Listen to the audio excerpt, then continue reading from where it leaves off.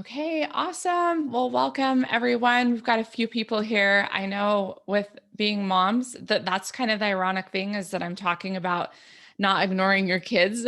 And this is probably the worst time of day for a lot of moms, even just trying to squeeze this in. So I'm recording it because I know people are going to ask me later if they can watch it. And what I'm going to share with you today is actually what I did for my final project for a certification that I recently did.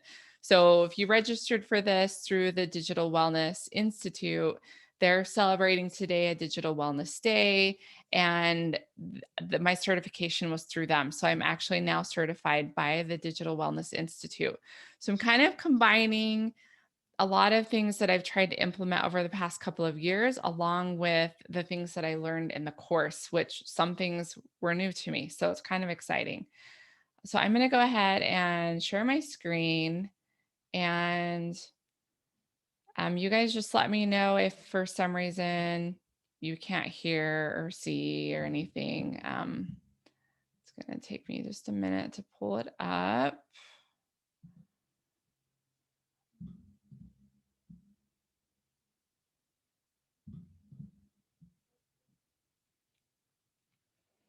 Okay. Can you guys just let me know if you can see that okay?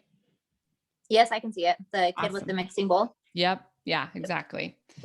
So, as parents, we've all been there and you're probably doing this right now, but we're trying to get dinner on the table and our 4-year-old insists on helping out. And then we've got, our third grader who needs help with homework. And now that I've got older kids, then we've got teens that are claiming that they're finishing up their homework, but they seem to be laughing a lot considering that they're doing homework right now. So they're usually getting distracted on devices doing other things. Meanwhile, the phone starts dinging, and we realize that we forgot to reply to a text thread about tonight's carpool. And then if you add the current pandemic to the mix, then somebody in the house is probably on a Zoom call and we're supposed to be quiet for the next 29 minutes. So the point in here is that, digital distractions have become more prevalent than ever before. And as a mom of five, I've bridged that technological gap between when my older kids were younger, I didn't have a smartphone. And so I didn't have a lot of digital distractions. When I needed to communicate with someone digitally, then I was either, I might have called them on a cell phone or maybe texted, but again, texting even was slower, it was less common. And then if I needed to check my email, I actually sat down to my computer a couple of times a day to check my email. And so again, that's kind of how it was when my older kids were little. Now time has passed and now my youngest was born in 2014. And so you guys know that a lot has changed since then. And what I want to talk about today is just really how can we manage digital distractions and connect with what matters most. This wheel here is something that was new to me and that I learned about in the digital wellness course. And this is called their digital flourishing wheel. And I love it because it's looking at all the different aspects of our lives and how they're all interconnected. So it's really important that the goal of this model is to help individuals and organizations, so even workplaces, to assess wellness in different domains of their lives and recognizing that each of these things are interconnected. So, for instance, if we lean too heavily on improving our productivity, then our relationships suffer. Or if we spend too long communicating on our devices, then our physical health might fall by the wayside. So, this visual just helps us as individuals to constantly evaluate the shifting pressures in our world and to recalibrate to find a better sense of balance. And I love this. You can find this on the Digital Wellness Institute on their website. The thing I loved about when I found the Digital Wellness Institute, I love this because they have a positive focus on like positive practices of digital flourishing instead of just focusing on the potential pitfalls of technology. So there's no denying that, our world is more distracted than ever before. But again, like if we can think of digital wellness as a spectrum ranging from excessive technology use to complete unplugging, then the goal of, my goal, even at Better Screen Time, the goal of the Digital Wellness Institute is to help people flourish by finding that healthy balance for living with technology rather than escaping from it. And they call that digital flourishing, which I love that term. So, as parents, we have always dealt with distractions. So, you look at this image, like the mom's she's having on a phone, she's got a phone call, and we've got a child who's, about to get into danger, like something bad's about to happen. And so, distractions aren't anything new, especially I think for mothers, and it's always been a part of life. And in fact, the other day I was reading Little House on the Prairie with my youngest, and we were reading this part about when the chimney caught on fire, and Ma was outside doing the chores, and Laura actually had to pull Mary and Carrie out of the way. So here she's like pulling the chair out of the way. And so I just think about that these distractions have always been a part of our lives. And for those of parents who are way ahead of us, like thinking about back in the 1880s and that time period of Little House on the Prairie, obviously there were different types of distractions. And we're lucky in the fact that our lives aren't fraught with this much danger for the most part. But the reality is that there are other dangers that we may not easily recognize. And this is what happened to me is I was carrying my phone in my pocket all the time around the house and everywhere. And for me, it was because I didn't want to miss a beat. Like I didn't want to not respond to someone right away, or I didn't want to um yeah, just like I think that concept of being productive, I always wanted to be productive and I wanted to be responsive to people.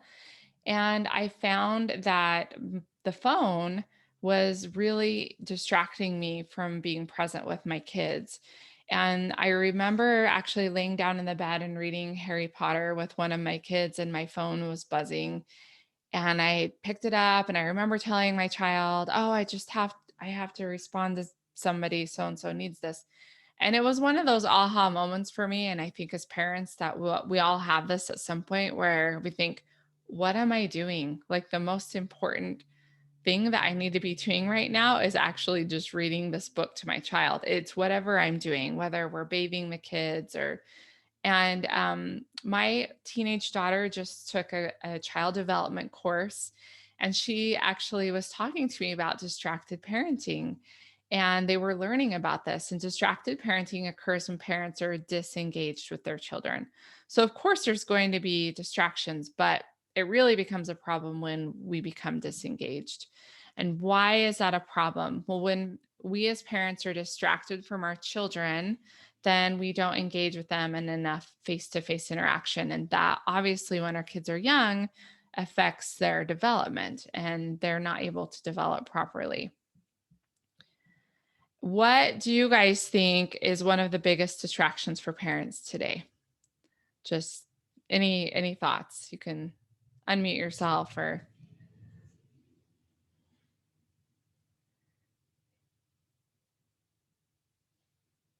and of course everybody might be busy doing other things, but if you were to name some of our top distractions today, what would you say those would be? I think like you said, not wanting to miss a beat, um, that FOMO, right? Fear of missing Mhm. out that we're all familiar with the acronym of it because we type it often and see it on technology.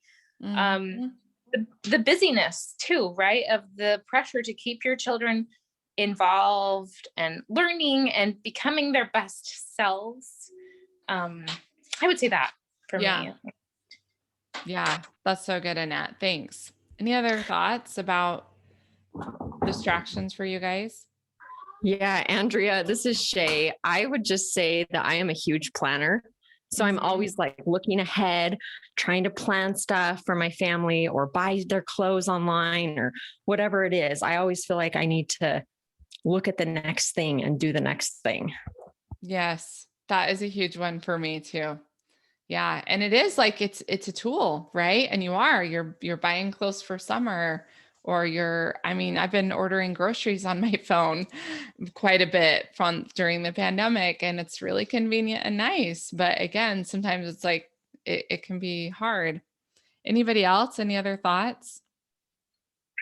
This is Heidi. I was just gonna say one of the things for me is I'll need my phone to do something or respond to a message, but I often really get sidetracked. Like I'll have other notifications or I'll have different things. And then 20 minutes later, I've realized like I've completely forgot what I'm doing and I've just gotten sucked into my phone. I feel like that's one thing for me that is hard. There's so many things on our phone that it just is really distracting. Yeah, no, that's so true. Yeah, that's so good. We'll talk about that a little bit more.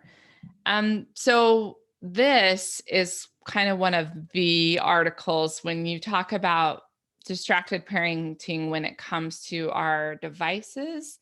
This is one of the top articles that people reference from the Atlantic, the dangers of distracted parenting, and why parents need to worry about their own phone use. And one of the challenges is that we live in an always on culture. And so this is the feeling of needing to be constantly connected or networked, even when an actual need is absent. So there are a lot of demands for our time and our attention.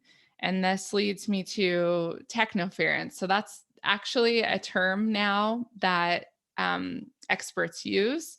And this really is defined as everyday interruptions in face-to-face interactions because of technology devices. And I think anymore, this is something that we all encounter on a daily basis. And so because of this, this is sometimes what happens. We sometimes inadvertently ignore our kids.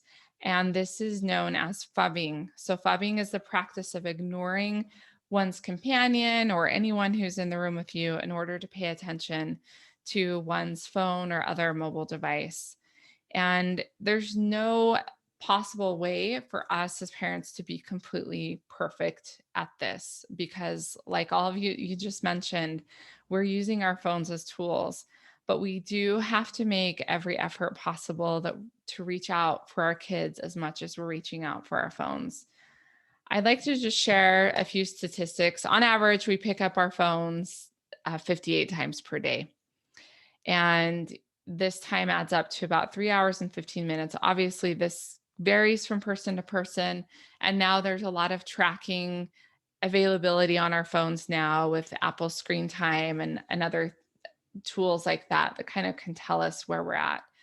But, quite often we're not even on there. Right? If you can see 70% of the sessions are less than 2 minutes. So quite often we're even just jumping on just to check something. And again, it's back to that always on culture that perhaps sometimes there isn't even anything for us to check. I thought these statistics were really interesting. 73% of parents engaged in phone use during time spent with their children in a restaurant. And so I think, we've all seen that. Maybe we've even been guilty of it, but what are we seeing when we go to public places and how are parents, handing over devices to their kids or what does that look like? 35% of caregivers spent 1 out of every 5 minutes or more on their phone while at the park with their child. And 65% of mothers reported technology intruding upon parent-child interactions during playtime with their young children. And I think, again, we can relate to most of these. So I want you to think for just a minute, and you don't have to answer back, but just ask yourself in your head or answer this question. When was the last time that you felt distracted by your phone? And I want you to just think about it for a minute and replay the scene in your mind. What happened? What did it look like? Did you immediately recognize it or did you recognize it later in the day? Was it something that you went back and talk to the person that you had maybe phubbed or ignored? Or was it kind of like, okay, I'm going to try better tomorrow? I want you just to think about that. I know many of you have probably seen this, but this was on a bumper sticker. And I know Colin Karchner used this a lot, but it just said that showing your kids you love them is 2% effort and 98% putting down your phone, which I love the idea of this. But again, it can make us sometimes feel pretty bad, like feeling really guilty. And I want to just offer some solutions today. And you guys, once after I share this, you guys can ask some questions. But I'm focusing on 3 key components of that digital flourishing wheel that I showed at the beginning. And the first one is our environment. So we can actually rework physical spaces at work and at home to achieve maximum digital wellness. And I feel like this is so empowering to think about like our environment and how it shapes us. So in this picture here, this is our charging station, and it's actually just right here in the office by me over by the computer. And prior to our oldest having a device of her own, we didn't implement anything like this. I felt like this, so this is about 3 or 4 years ago. I often just carried my phone in my pocket. I felt like I could kind of get away with that. I had younger kids. I also didn't have a lot of apps on my phone. So I was not running an Instagram account for better screen time or anything like that. I just had some personal social media.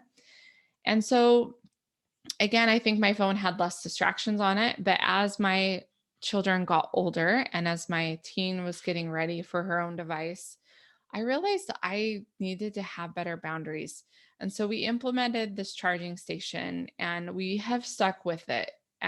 It's one of those things where I think you can kind of have this family council meeting and talk about, well, what's the purpose?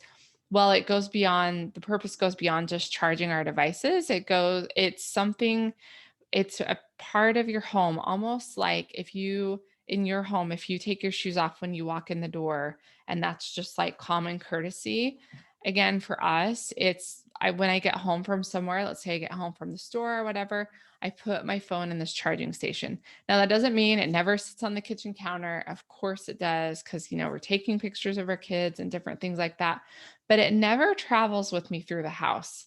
And, that has been so helpful for me just in having better boundaries so that my tech isn't interfering with story time. Um, I also like thinking about in shaping your environment, what are your daily bookends? So in the morning, how are you starting your day and how are you ending your day? And for me, the only way to start and end my day without tech was to keep my phone out of the bedroom. And again, I had plugged it in the bedroom before, and I know some people do that and some people don't. But if it's something that you do, I'm inviting you to reconsider and think about how you could get your phone out of the bedroom. Now, the way that we kind of, I guess, collaborated in our home was that my husband uses his phone for an alarm clock, and he wanted to keep doing that.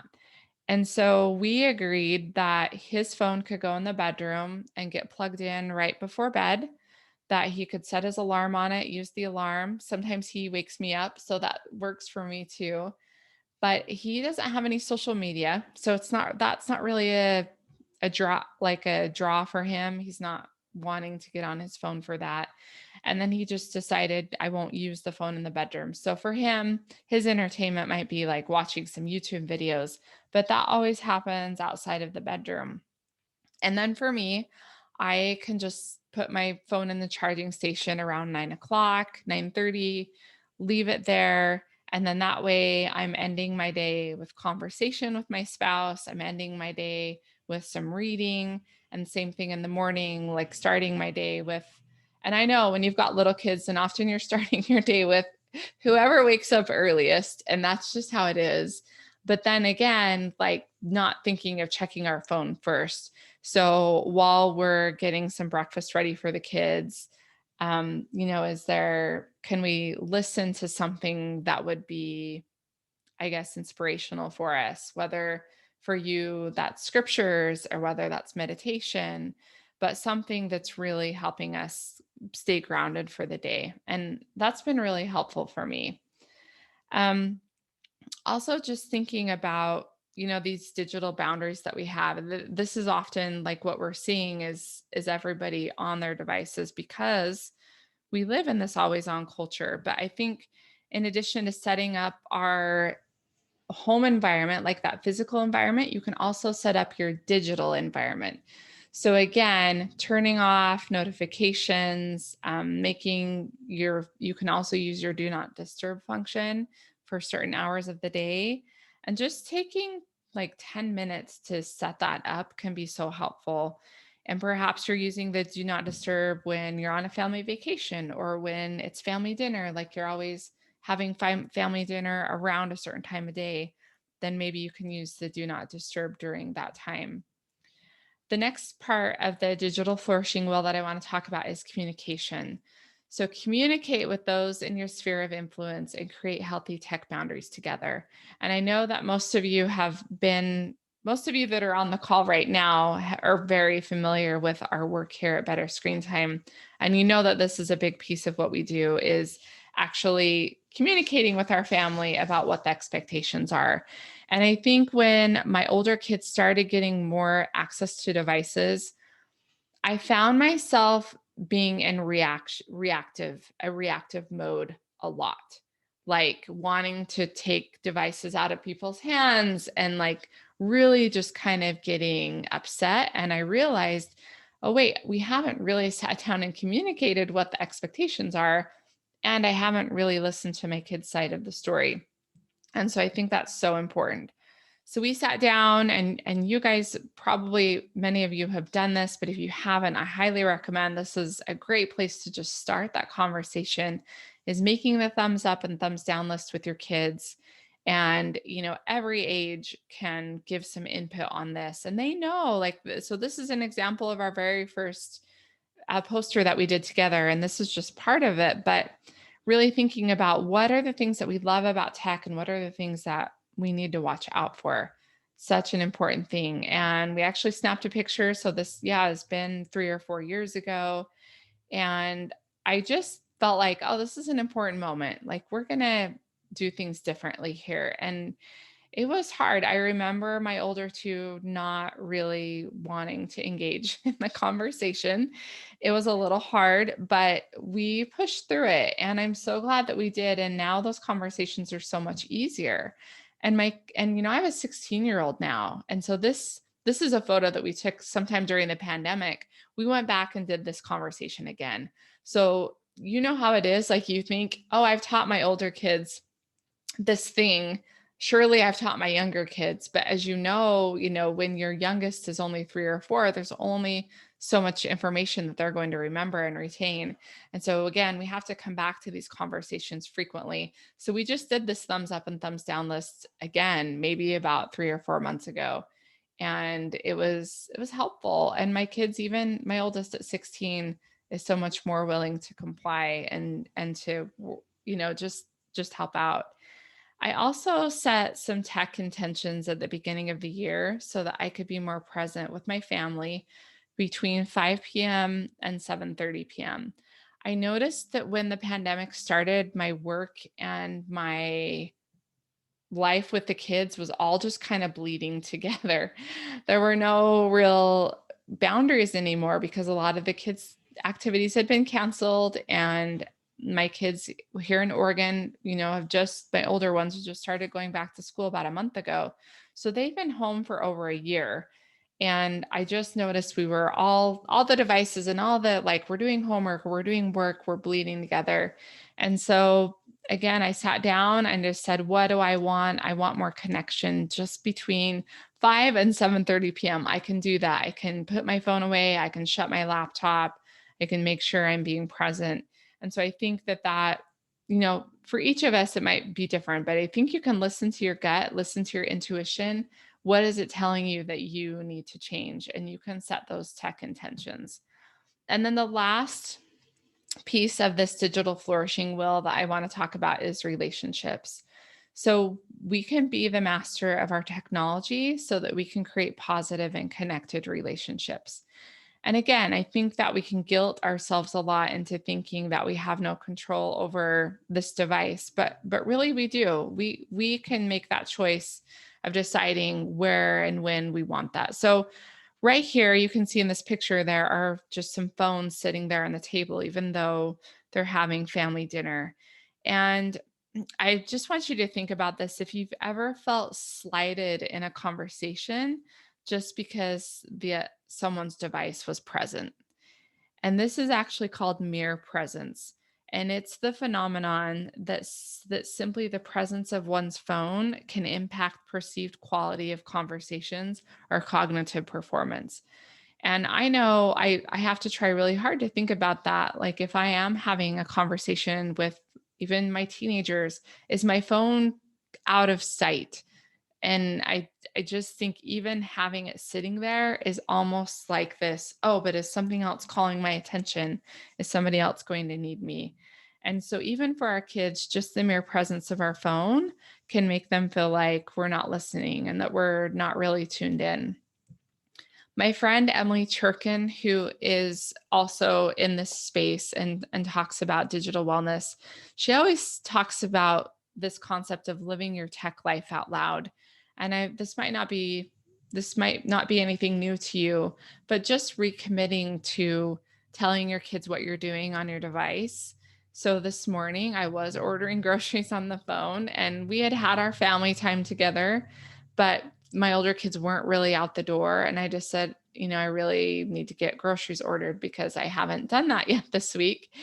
And again, I think like not feeling guilty about, okay, I spent my time with the family.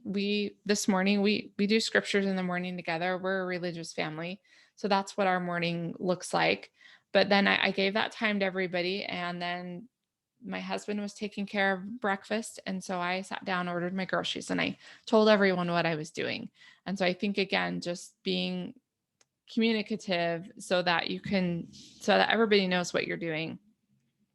And I love the idea of just sidelining our devices during certain hours of the day, one day a week, and several weeks out of the year, so that you can create memories with the people that you love.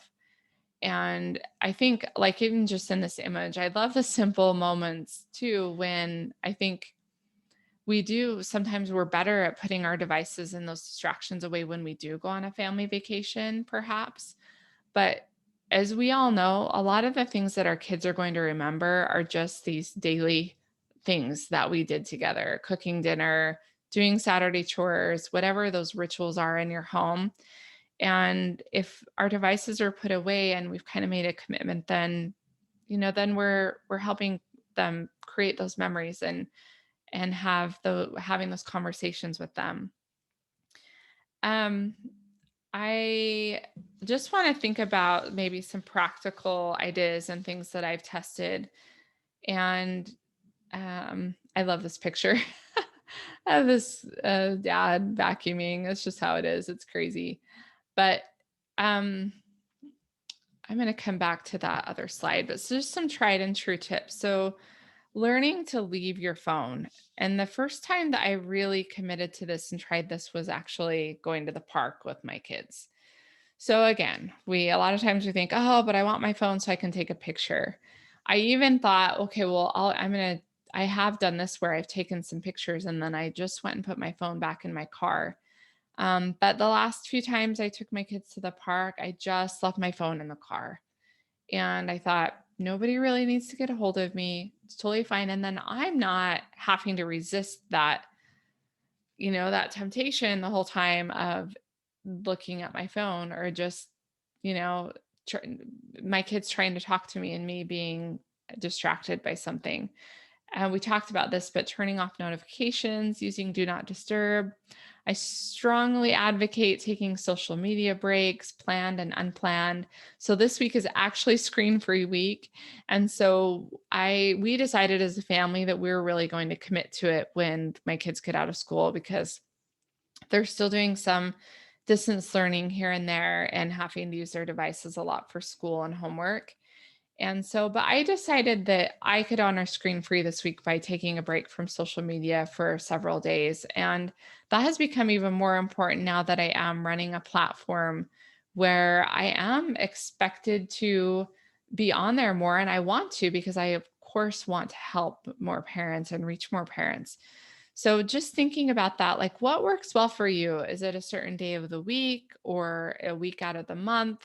Taking the social media breaks, I think, are a great way to just get away from the digital distractions. And then considering this, and I know this is something that we're familiar with, but are you using your phone as an escape or to buffer from something uncomfortable? So sometimes we have either an uncomfortable task, like it could be anything from a work related task to just cleaning the toilet. And are we just like, oh, putting that off and we're buffering with our phone? And then sometimes maybe it's not an actual physical thing that we need to do, but it's a feeling that we're having. So we might be using our phone as an escape because we feel sad, we feel depressed, we feel disappointed, whatever that might be.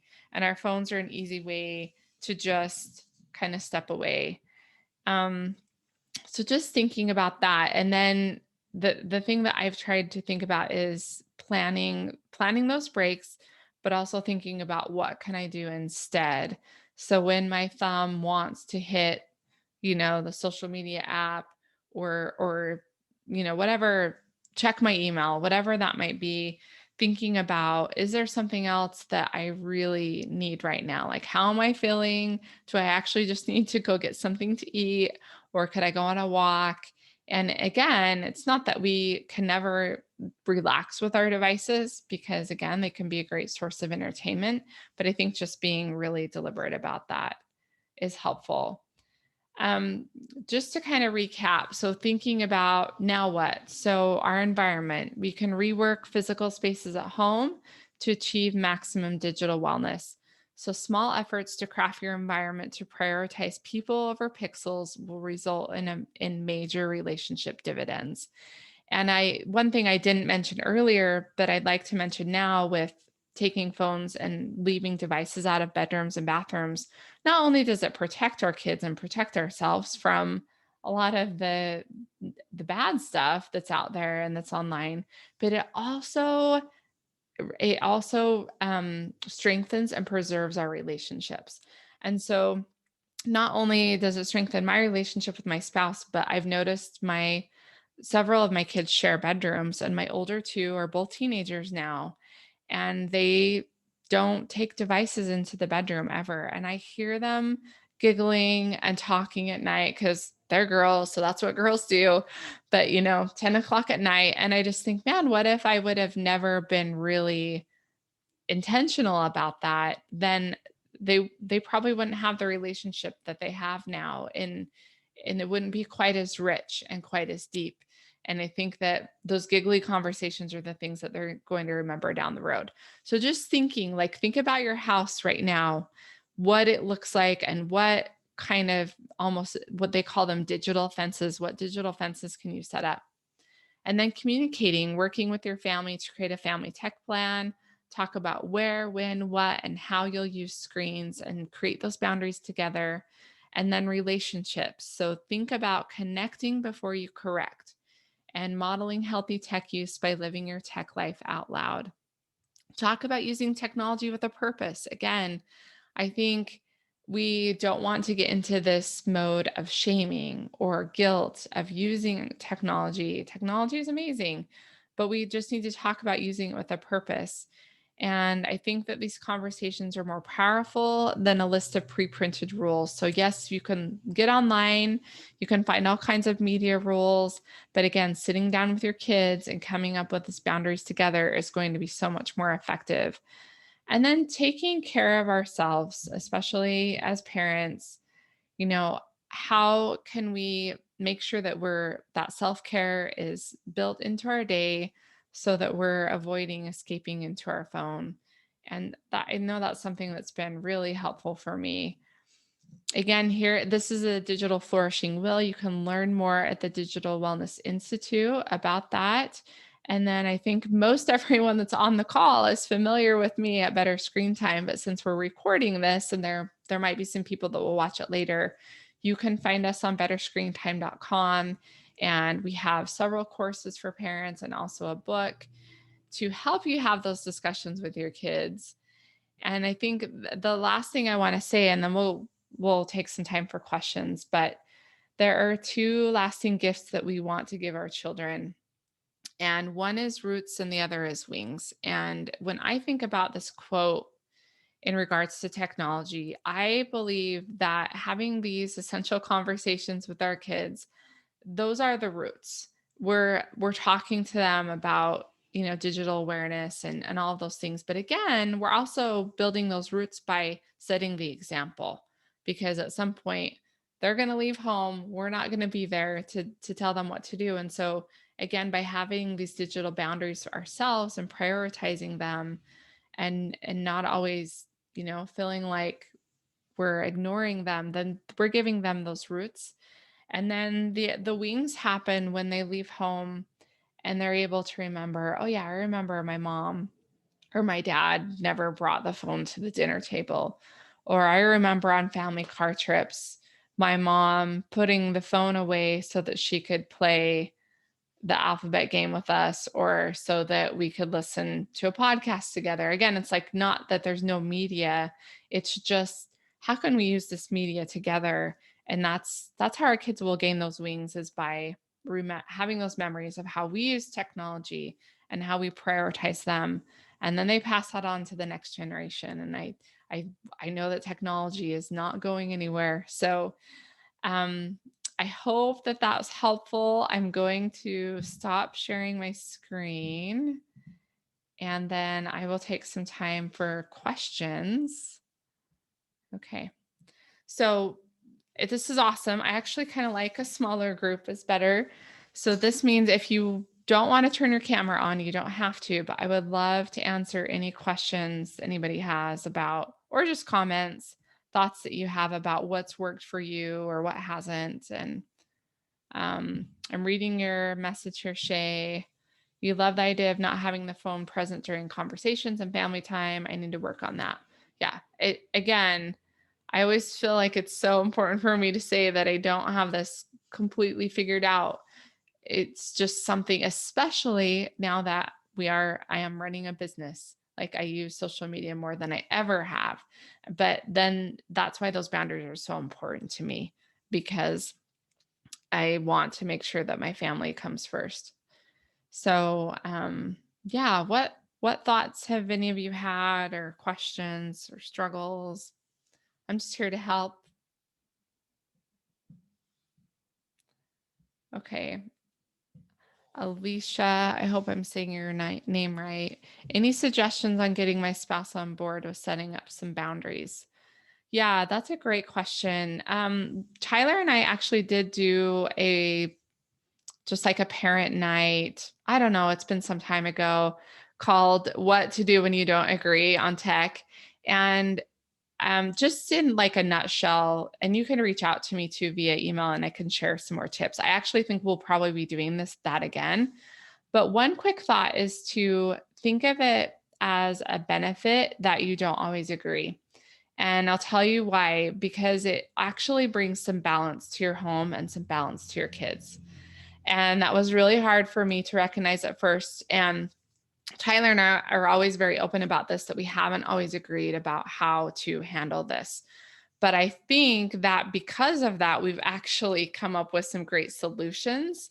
And I'll tell you just one example. So my personality is that, like, I'm kind of all or nothing. So I wanted to get like all the blockers, all the filters, all the like extra things that would protect my kids from ever seeing pornography, from ever making any mistake, from anything like that. And my husband has a PhD in mechanical engineering and is very savvy when it comes to computers. And he just told me, he said, Andrea, I could work around anything that anybody set up, even when I was just young, when I was even just like middle school age. And so he said, frankly, our kids are smart. They're going to be able to get around things. No, so we compromised and did decide that yes, having some filters and some parental controls in place are very helpful, especially with 5 kids and as our kids have grown and with a 16-year-old. And so we do have a lot more in place, but also we have more devices in our home than we've ever had. And that is mainly due to distance learning this past year. So we have a new router that we didn't have before that has parental controls and a lot of things that Tyler initially wasn't thrilled about, but I think he has over time seen the need for it. And so I think, again, like be really patient with your spouse. And again, we don't want to badger, but I think it is, and I think mother's intuition is really strong and just thinking about like, yeah, but I can't monitor all of this. And so I think, again, like just kindly bringing it up often. Like, these are the things I'm worried about. This is what I've read. Do your research. Because again, I think moms, especially, are really in the trenches. And quite often, moms are the ones moms are the ones who are having to manage a lot of it. Even if they work outside of the home, I've noticed that it's not just stay-at-home moms. It's even moms who work a full-time job and then come home. Quite often, they are the ones who are having to manage it. And so again, I think collaborating and just seeing that as an opportunity for some balance. And so I think that's been good for me because then I realized I need to do a better job of teaching my kids. And that's really why better screen time exists, because I thought, well, and Tyler has told me, he's like, there's no filter that is 100% like no filter that's going to keep your kids out 100%. It doesn't exist. And so I think then that made me realize I need to do a better job of teaching my kids. And so that's where it kind of ended up being helpful. But again, if you feel strongly about something, like some changes that you need to make in your home, be persistent, because you have that intuition, you have that gut feeling, and it's not like you're bullying anybody into doing something, but it's just like keep bringing it up. And over time, hopefully you just kind of collaborate like you do on any issue that you don't agree on. So I hope that helps. Okay, awesome.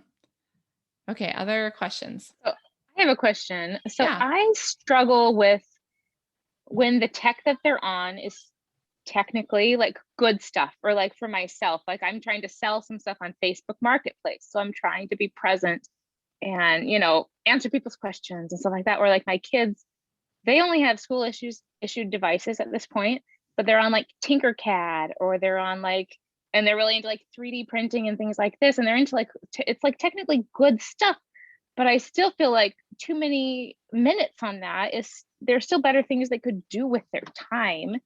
I just struggle, like, what's an appropriate amount for them to not be like a complete nag, and to still like promote that creativity online, which, like you said, isn't going away. I don't know. I just struggle. That's where I'm struggling right now. Yeah, no, that's such a good question. So I don't know if you've heard me talk about this before, Annette, and maybe you have, but screen time experts often use something called the 3 C's. Have you heard me talk about that? So it's connect. So if we're using a screen to connect or to create, those are like positive, healthy uses of screen time, basically like what you're saying. And then there's this other C, which is consume. And that's really where we really need to be careful about the time that is spent. I think that this comes back to, so this is like discussion number 10 in the book about craft your vision. I think this really comes back to like, what do you want your home to look like? And also paying attention to what is your kids' behavior after they've been on a device a certain amount of time? And is it different depending on what they're doing?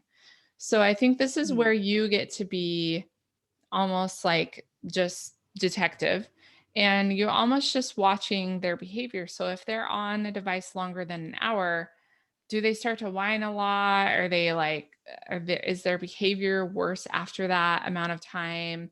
Are they always begging to stay on it?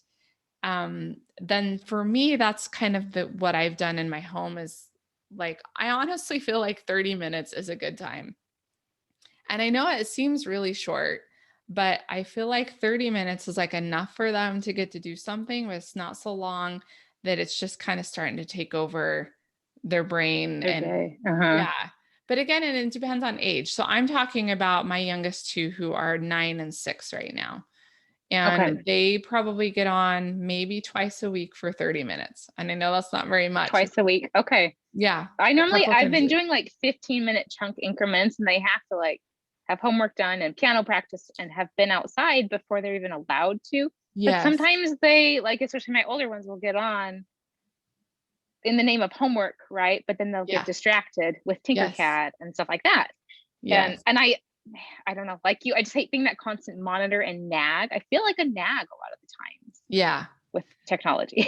Yeah. Yeah. And so I think then that's, again, you can sit down, and maybe if the problem's mostly with your older kids, you sit down with them and be like, how much time do you guys think you should be on it? And not that you have to like do what they say, but after how long do you start to feel like it's too long? Like you start to feel kind of tired, or you don't feel as good, and then kind of work on that. And then also just talk to them about that. Like, I noticed that you tend to start to do other things, even though you said you were going to do homework. And so I like with kids at that point, it's like, hey, let's laser focus, just even write it on a Post-it note.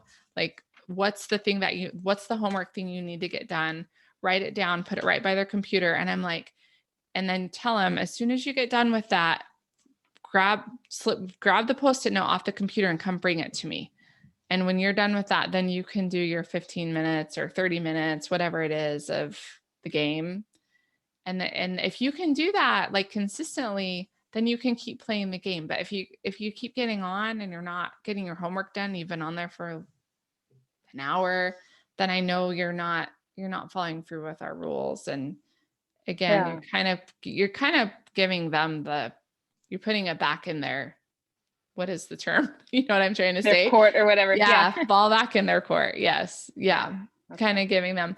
But again, like at the end of the day, it is kind of up to us, like as parents, if we allow it, we have to be the limit. We have to be the brakes. And so those are kind of the options, or we don't allow it and we don't worry about it, and that's kind of how it goes. But again, like, it's not that it's horrible, and it depends on how old are your oldest now? They'll be 11 in August, so 10 and a half. Yeah. So they're about the age where they kind of do need to start learning.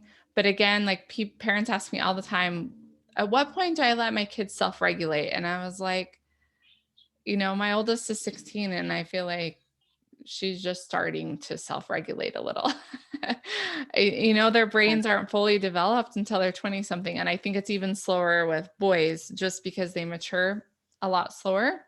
And they're very visual, which is why they love video games, and why like other things online are a temptation for them, because that's how they are. They're just more visual. And they also tend, just speaking from my experience of teaching middle school and seeing middle school boys at that age, they're very distractible. It's just, even before devices are on the scene. And so that's one of the main things that I've heard from parents this past year is my kids are on a device, but then they're getting distracted and not doing other things. And so, yeah. And then if it really becomes a problem, then that is when you start to rely on something like we got a Griffin router, and you can set limits on it, and you put an app on your phone. And I haven't relied on that a lot, just because I do want my kids to, I kind of want to be able to tell them, you set a timer on your device, and when the timer goes off, that's the time.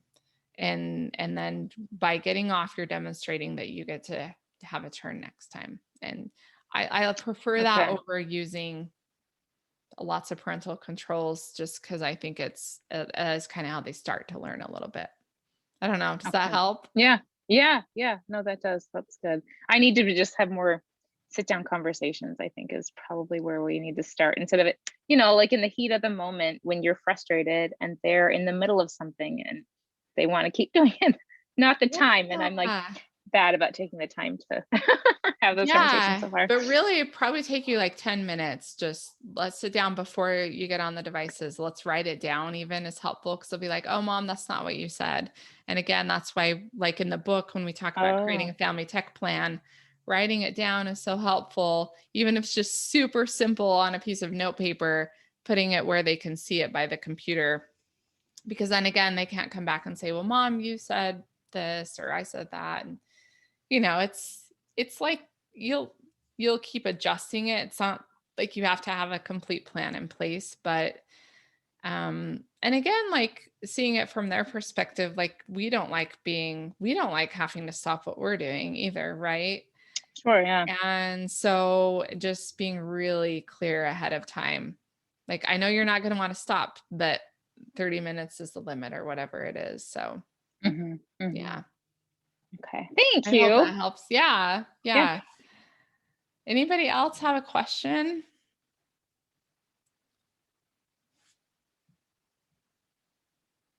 Don't be shy.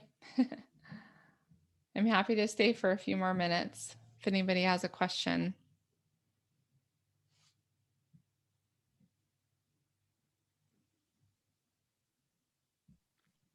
I guess I can ask another one. I haven't had a chance to do your program yet or read your book, but I'm just curious.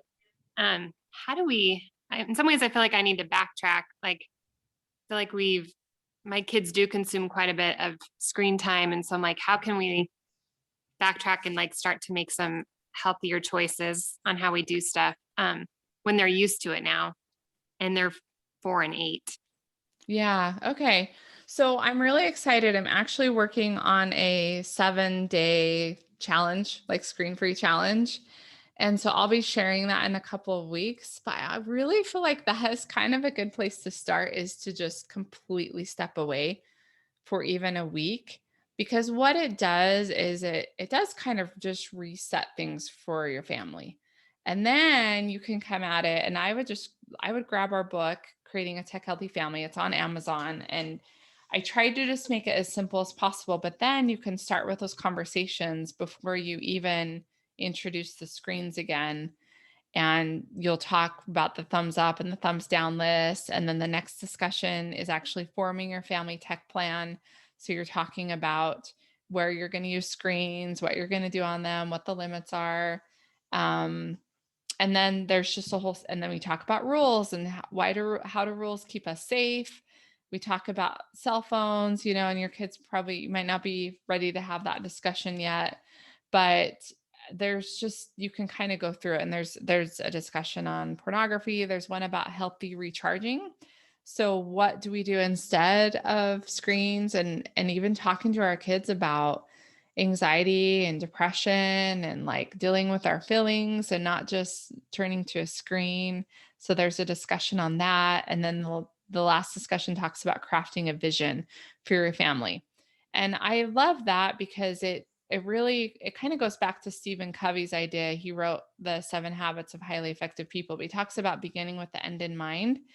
And I like that because then your family can sit down together and be like, what things are we known for? What things do we love? And then how do like screens fit into that? So the screens are like the small rocks, whereas the big rocks, for example, for our family, it's music. Our big rocks are like music, books, spending time outside, games, cooking, like just things that we enjoy. And some of my kids more than others. Not everybody loves to go hiking, but it is something that we just do together because Tyler and I like to go hiking. So again, like talking to your kids, what are those big rocks for us? And then how do we want to use screens so that they're not taking over this balance that we want to achieve? And how do we want to use screens now so that we can have the relationships that we want 10, 15 years down the road? And I really feel like, and I've read this by researchers, that there's going to be a new digital divide where there'll be the families that have learned to use technology wisely and effectively and balanced, and the families that won't. And I just think it's really going to become a wedge in relationships. And So don't beat yourself up, first of all. And I think just like starting with that approach of taking a break. And if you want to really read the science behind it, there's 2 books I would recommend. One is called Reset Your Child's Brain by Dr. Victoria Dunkley. And she does like a full-on 4-week away from the screens. And then the other one is called 30-Day Blackout. And it's written by Stacey Jagger. And she's a family therapist in Nashville. And she actually helps families who just feel like the tech's gotten out of control. And she helps them do this 30-day blackout where they're completely away from screens. What I'll be introducing in a couple of weeks is just like, there's a theme for every day. And it's just based on what we've done in our own family if we step away from screens. And I really think that's the best place to start, is just to really step away for a while and then reevaluate, like moving forward. Do we even want to? Like, do we even, at the ages of your kids, do you maybe just even want to take a break for the summer? Or, it depends on what you want for your family. But does that help? Yes, thank you. Awesome. Yeah. I did see Jessica has a question in the chat. She asked, what can I do if my spouse doesn't see a problem with having his phone out during conversations, dates, and family time? He's very involved with the family, but has his phone out often, and it's been a source of contention, as I feel like I have to ask him to put it away, which makes me feel like his mom. Yeah. So this is challenging. First of all, Jessica, just know that you're not alone, because I hear this from both spouses, both party, husband and wife. But the best place to start is definitely by having a private conversation when the kids aren't around, and letting him know from in the most positive, loving way possible how it's making you feel. And the kind of goes back to those basic things that we've learned about those hard conversations, is starting with I statements instead of accusing the other person, but just starting it with, I feel a little bit ignored, or whatever it is you're feeling, or I feel like our family isn't as connected as I'd like when you pull your phone out, and this is why. And again, like none of us likes to be told that we're not doing something right. And so it might be a little bit upsetting to him, but again, I think it's worth having. I mean, in our marriages, we have to have difficult conversations, and I think it's worth bringing the conversation up and having the conversation rather than trying to keep swatting at it, like batting it away, because it'll keep resurfacing. And I even tell people this with their kids, because some, especially with teenagers, parents are just like, they'll be out of the house in a couple more years, then I won't have to deal with it. But then I'm like, but then you've never taught them, and you've never given them the opportunity to know how to have healthy tech habits. And so it's the same thing in your marriage, but yet your husband's hopefully not leaving the house, and you're not either. Like, obviously you're committed to each other. And so this problem is going to keep resurfacing. And especially as kids get older, it becomes so much more important to set the example. I don't know how old your kids are, but as you get teenagers, and I've worked with adolescents a lot, adolescents hate hypocrisy. Like, they despise it when someone says, do this, but they don't do it. And so again, like thinking about, to even talking to your husband about that, maybe what would motivate him, perhaps. Like, would he be motivated by that your kids are going to get a little bit older, and that you want, and even like coming at it from the approach of you and him, and not just him, just saying, I would love for both of us to set a better example for our kids. They're going to have more access to tech, and I just want to feel more connected as a family. And I think too, like telling him the reason why, and then start really small.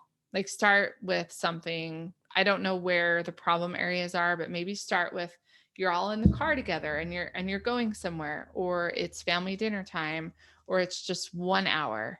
Maybe even ask him if there's just 1 hour every evening from 6 to 7 that the phones are away in the charging station.